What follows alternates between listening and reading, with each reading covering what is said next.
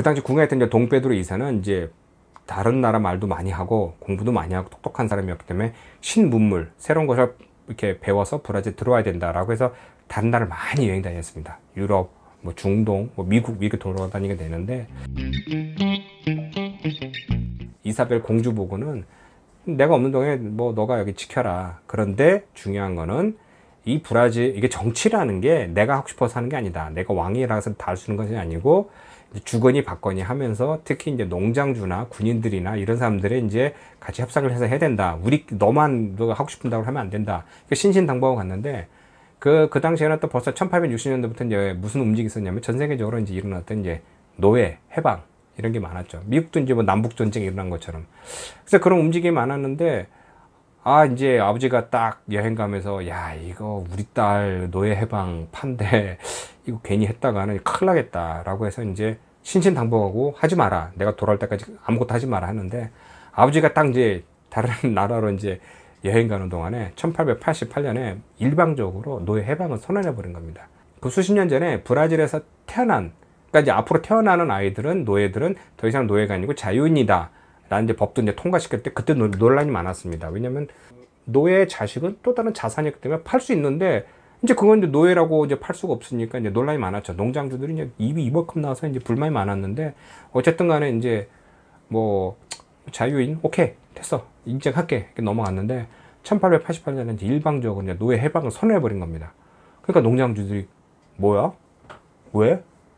우리 애는, 우리 일하는 사람은 날라는 게 낫죠. 그러니까 이제 그 당시에 이제 어떤 말을 했었냐면은 그러면 그거 다 비용 주면 되잖아. 그 노예 노예 전답 가져와봐. 그럼 내가 뭐 몇 명에서 20명, 30명 왕고에서 주면 되잖아. 금고 열어 주면 되잖아. 이게 멋있게 말을 합니다.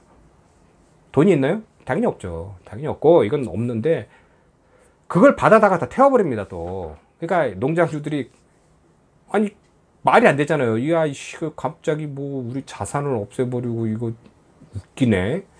그 1888년의 노예 해방을 인해서 바로 1년 후인 1889년 11월 15일 당시 수도였던 리우데자네이루에 이제 코파카바나, 유명한 코파카바나 해변의 맨 끝에 있는 이제 하나의 이제 요새가 있는데, 군부 요새가 있는데 거기서 이제 왕정 이제 연회를 열리고 있는데 그때 군부들이 일어나서 오늘부로 왕정제를 폐지하고 오늘부터 드디어 브라질의 공화정을 만들겠습니다 라고 해서 이제 모든 왕족을 모았다가 이제 추방하게 되는 겁니다. 그래서 그때부터 하루아침에 이제 없어지는 거죠. 그럼 새로 들어온 이제 군부들은 무엇이냐? 군인이었죠. 그러니까 군인이었는데 그때 이제 공화정, 구공화정이라고 합니다. 브라질에서는 몇 년간 알겠지만 공화정의 군인들이 정치 자금은 어떻게 되니까 싸우고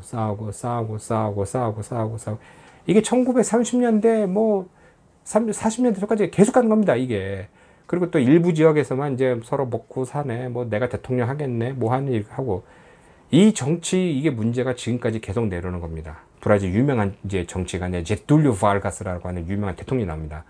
제가 히오그란디도술, 그 브라질 이제 남쪽에 있는 이제 주에서 출신의 군인인데, 야, 너희들 상파울루, 리우데자네이루, 미나스 이쪽 너희들 주, 그러니까 남동부 지역에 있는 이 주만 이제 제일 잘 사는 주에서만 대통령 해먹으니까 우리도 해먹을래 하고 이제 쿠데타를 일으켜서 이제 나라를 이제 세우는데 대통령직을 오래 했습니다. 오래 하면서 독재를 하고 그 당시에 이제 뭐 공업도 들어왔고 노동법도 만들었고 뭐 여러 가지 이제 일을 많이 했는데 모든 독재는 오래 가면은 안 좋죠. 그래서 뭐 1차 세전 이제 끝나고 나서 이제 물러났습니다. 물러났다가 또 다시 또 몇 년 있다가 또 다시 이제 대통령 선출됐습니다. 그때는 대통령 이제 또 오십시오. 와서 다시 또 대통령 좀 해주십시오 했는데 이게 또 오랜 또 독재 생활을 이제 하면서 자꾸 옆으로 새니까 군부들이 그만하라. 그러면서 압력을 가하니까 이제 권총 자살로 이제 비극적인 이렇게 마감을 하게 됩니다. 근데 그 사람에 대한 평가가 지금까지 일어나는 거는 그 사람을 인해서 브라질 법이 그러니까 이게 예전부터 이제 왕정부터 시작해서 혼란스러웠던 이제 구공화정 시정을 지나서 신공화정으로 바뀌면서 이게 안정적인 이제 성장기를 이제 토대를 만들었다. 또 이제 그 사람 이제 대학도 많이 만들었다. 또 그 사람의 연구소도 많이 만들었다. 또 브라질에 이제 공업화를 이제 시작을 했다. 뭐 노동법을 제정을 했다. 뭐 여러 가지 업적이 많고 반대파들은 그런 이제 무시한 뭐 독재였다. 무자비한 독재였고 뭐 언론 탄압도 했고 뭐 여러 가지 뭐 문제가 많았고 또 몇 사람에게 힘이 몰리는 등 또 모든 원리 원칙을 무시하는 등 문제가 많았다고 해서 이제 평가가 이제 엇갈리는 겁니다. 어쨌든 간에 이제 그런 상황에 대해서 1차 대전, 2차 대전 이제 지나고 브라질이 이제 딱 이제 발전을 하게 되는데 바로 그 유명한 또 대통령이 한 명 또 나옵니다. 주셀리노 쿠비체크라고 하는 대통령은요, 지금도 브라질에서 역사적으로 제일 좋은 대통령, 인식이 좋은 대통령 중 비전을 가진 대통령 이렇게 평가받습니다. 왜냐하면 주셀리노 쿠비체크 이 대통령은 선출되자마자 야 우리도 미국같이 잘 살 수 있어, 우리도 뭐 잘할 수 있어, 우리의 황금기를 이룰 수 있어 라고 하면서 첫 번째가 지금 수도였던 리우데자네이루는 해안 쪽에 이쪽에 한쪽에 몰려 있어 가지고 공정하지가 않아. 처음에 이제 1822년 이제 독립할 때부터 말을 나왔던 게 뭐냐면은 브라질이라는 나라 이렇게 있으면은 그 가운데다 딱 수도로 옮겨서 공정하게 돌아가면서 사자 이런 말이 있었는데 어쨌든 간에 뭐 그쪽으로 가자 그래서 지금의 이제 브라질리아라는 수도를 이제 건설을 계획합니다. 이게 5년인가 6년인가 동안을 해서 갑자기 수많은 자금을 부어서 많은 사람들이 가서 땅을 개선해서 45만 명이 살 수 있는 큰 대도시를 만들었는데 지금도 그냥 맨 땅에 40만 명이 사는 신도시라는 건설해 보면 돈이 많이 들어가지 않습니까? 그 당시에 그걸 하니까 이제 IMF, 미국, 세계은행들이 그만해. 너 그러면 돈 뭐 안 돼. 라고 하면서 문제 생긴 거죠. 그러니까 갑자기 브라질이 나 너희들하고 안 놀아. 우리는 따로 놀 거야. 어쨌든 간에 1960년에 이제 드디어 이제 브라질 수도를 천도하게 됩니다. 그런데 가게 되는데 돈이 없죠. 다 썼으니까. 빚만 늘어나고.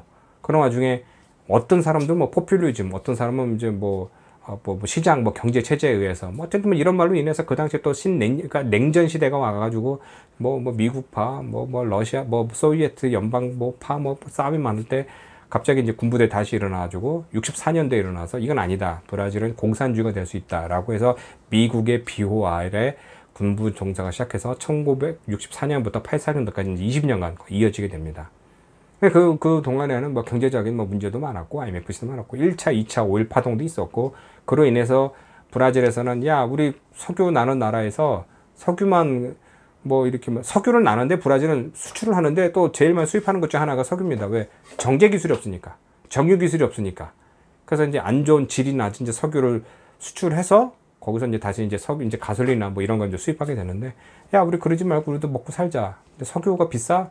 우리 세상에서 제일 많이 나는 게 뭐지? 사탕수수? 그거로 에탄올 만드니까 그럼 에탄올 엔진 만들어 라고 해서 세계 최초로 이제 에탄올 엔진을 만들어서 지금도 대다수 이제 자동차들이 이제 에탄올로 이제 돌아가는 이제 엔진을 만들게 되고 그러니까 자립작용을 하게 되는데 이 최고의 이제 성장기 두 자릿수 성장을 많이 했는데 군인들은 정치뿐만 아니라 경제적인 이런 걸 잘 몰라서 독점권을 이제 누구한테 몇 명한테 주다 보니까 이제 문제가 생긴 거죠. 그러다가 이제 드디어 이제 민주화 운동이 일어나서 1983년도에 이제 드디어 이제 민주화 운동이 생겼는데 이제 다시 이제 민정으로 넘어갔는데 그때부터 이제 들어온 정부들이 새로운 것을 시도해보고 뭘 만들다 보니까 제대로 되는 경우가 아니고 또 이게 어려운 점도 많고 하다 보니까 좌충우돌을 하면서 지금까지 온 겁니다.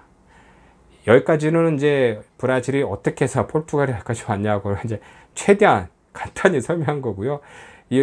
이어지는 이야기들은 제가 얼마 전에 만든 근현대사로 알아보는 브라질 이야기 이런 게 있으니까 그 동영상을 참고해 보시기 바랍니다. 당연히 제가 얘기하다 보니까 많은 것도 많았고 모자란 것도 많았고 하는데 언젠가 나중에 이런 거 통으로 하나 편집을 해서 자료를 보면서 설명하도록 하겠습니다. 오늘은 여기까지 하고요. 다음에 또 즐거운 또 재미있는 또 이야기 있으면은 여러분에게 공유하도록 하겠습니다. 고맙습니다.